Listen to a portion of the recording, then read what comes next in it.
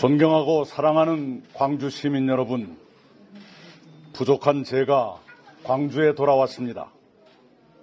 오늘은 시민 여러분께 저의 결심을 보고드리겠습니다. 저는 4월 10일 국회의원 선거를 광주에서 출마해 치르기로 결심했습니다. 광주의 어느 지역에서 출마할지는 좀 더 협의해 곧 발표해 드리겠습니다. 저는 이런 보고를 어제 여러분께 드리려 했습니다. 그러나 민주세력의 결집과 확산을 위해 다른 일을 먼저 하려다 하루를 늦추게 됐습니다. 그 점을 시민 여러분께서 이해해 주시기 바랍니다. 저는 광주 전남과 대한민국의 새로운 미래를 위해 제가 가진 모든 것을 바치고 싶습니다. 광주 전남이 키워주신 저의 경험과 식견과 국내외 인맥을 호남과 국가를 위해 모두 쏟아 넣겠습니다. 저는 광주 전남 시도민 여러분의 저에 대해 많이 아쉽고 서운해 하신다는 것을 잘 압니다. 모든 것은 제가 부족한 탓입니다. 부디 어머니 같은 고향의 마음으로 저를 받아주시기 바랍니다. 먼저 광주 전남의 많은 분께 사과드리고 싶습니다. 일하는 과정에서 완벽주의자인 저로 인해 상처받으신 모든 분께 다시 한번 사과드립니다. 박근혜, 이명박 전 대통령 사면을 부적절하게 거론했던 일을 거듭 사과드립니다.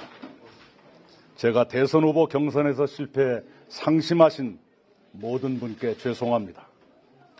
지난 대선 때 저는 후보보다 더 많이 유세하며 나름대로 노력했으나 결국 패배해 미안합니다.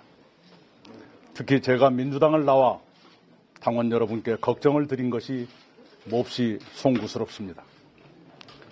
존경하고 사랑하는 광주 시민 여러분, 윤석열 정부는 1987년 민주화 이후 최악의 정부로 평가될 것입니다. 경제는 성장이 멎고 무역에서도 적자를 내게 됐습니다. 안보를 큰소리치지만 전쟁을 걱정할 만큼 불안합니다. 언론 자유를 비롯한 민주주의는 후퇴했습니다. 이태원 참사와 잼버리 파행, 그리고 대통령 내외의 말과 행동이 나라 안팎에 실망을 주며 국격을 떨어뜨렸습니다. 119대 29 부산 엑스포 유치 실패는 국격 추락의 참담한 결과였습니다. 그렇게 무능하고 해이한 정권을 견제하고 심판하려면 야당이 잘해야 합니다. 그러나 민주당은 도덕적, 법적 문제로 정권 견제도, 정권 심판도 제대로 하지 못했습니다. 죄를 지은 사람이 검사 앞에서 당당할 수 없듯이 민주당이 검찰 정권을 견제하고 심판하기는 어렵습니다. 존경하고 사랑하는 광주 시민 여러분,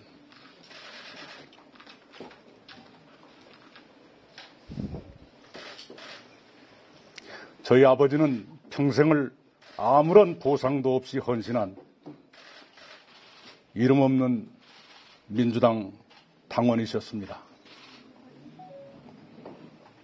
4.19가 일어났던 것이 제가 초등학교 3학년 시절입니다.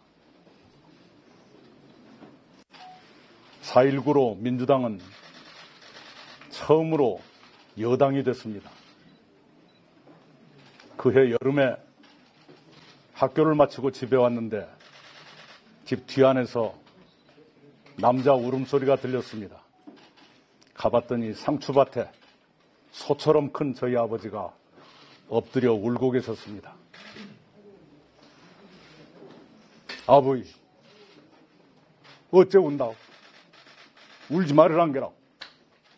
아버지는 울음을 그치지 않았습니다. 한참 우신 뒤에 울음을 그치고 저에게 설명을 했습니다. 모처럼 여당이 된 국회의원이 아버지에게 이동지 이력서 한 장 써와. 어쩌라고? 자네가 법성 조합장하소. 당신은 여당 국회의원이 연장도 조합장도 마음대로 하던 시절이었던가 봅니다. 아버지는 설레는 마음으로 문방구에 가서 이력서 용지를 사왔습니다. 그러나 막상 쓰려고 보니까 쓸 것이 없었습니다. 학교를 입학한 적이 없었기 때문입니다. 아버지의 생애는 출생과 사망만 있는 그런 인생이었습니다. 그렇게 쓸 것 없는 이력서 용지를 찢어버리고 국회의원 댁에 가서 의원님, 나는 자격이 없소. 딴 사람 시키시오. 하고 나오는데 눈물이 나오더라. 내가 너는 가르쳐야 쓰겠다. 그것이 오늘의 제가 있게 한 시작이었습니다. 저희 아버지는 그런 민주당 당원이셨습니다. 저 또한 24년 동안 민주당의 충실한 당원이었습니다. 열린우리당 때도 국민의당 때도 저는 흔들림 없이 민주당을 지켰습니다. 그러나 올해 1월에 저는 민주당을 떠났습니다. 민주당을 안에서 고쳐보려고 참고 노력했지만 그것이 불가능하다는 것을 알게 됐습니다. 저는 민주당에서 정치적으로 성장했고 국가에 봉사할 여러 기회를 누렸습니다. 김대중, 노무현의 정신이 살아있던 민주당은 한국 정치사에도 저에게도 자랑스러운 자산이었습니다. 그런 민주당을 제가 떠난다는 것은 참으로 고통스러운 일이었습니다. 그러나 예전의 자랑스러웠던 민주당은 이미 없어졌습니다. 김대중, 노무현의 정신은 사라졌고 탐욕과 만행이 난무하게 됐습니다. 요즘 공천 파동이 민주당의 변질을 여실히 보여줍니다. 제가 관찰하고 경험한 민주당 40년 역사에서 당내 권력의 이런 횡포는 처음입니다. 이렇게 심한 공천 파동을 겪으면서 총선에서 승리한 정당은 이제까지 없었습니다. 총선에서 참패하면 정권 교체도 어렵습니다.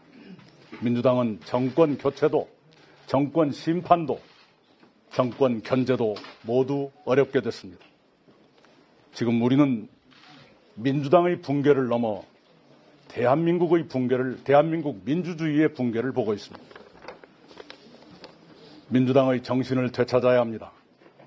민주당이 못하는 정권 심판과 정권 교체를 해야 합니다. 그런 일을 할 수 있는 새로운 정치 세력이 필요합니다. 대한민국 민주 세력의 재건을 위한 토대가 필요합니다.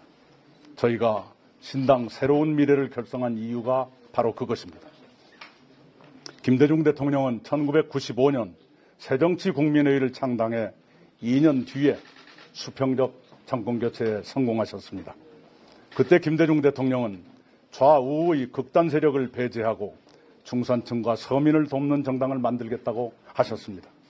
지금 저도 그런 마음으로 임하고 있습니다. 위기에 처한 대한민국의 오늘과 내일을 책임지는 믿을 수 있는 정당으로 발전시키겠습니다.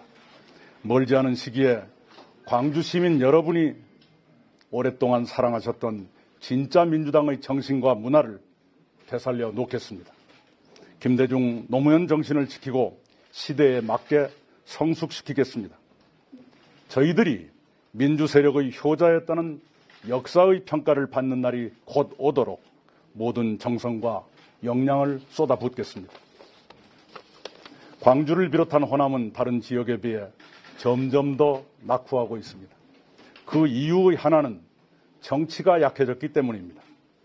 광주를 비롯한 호남의 국회의원이 누구인지 외지에서는 알지 못합니다. 전국에 알려진 큰 정치인이 호남에는 없습니다. 이번에 광주에서는 아주 특별한 한 사람만 빼고 현역 의원이 모두 탈락했습니다. 그러면 광주는 큰 정치인을 가질 수가 없습니다. 민주당이 좋은 정치인을 키우지 않고 싹을 자른다면 이제는 시민의 힘으로 정치인을 키워야 합니다. 광주와 호남의 미래를 위해 큰 정치인을 만듭시다. 시민 여러분이 저에게 기회를 주신다면 제가 반드시 보답하겠습니다. 이상입니다.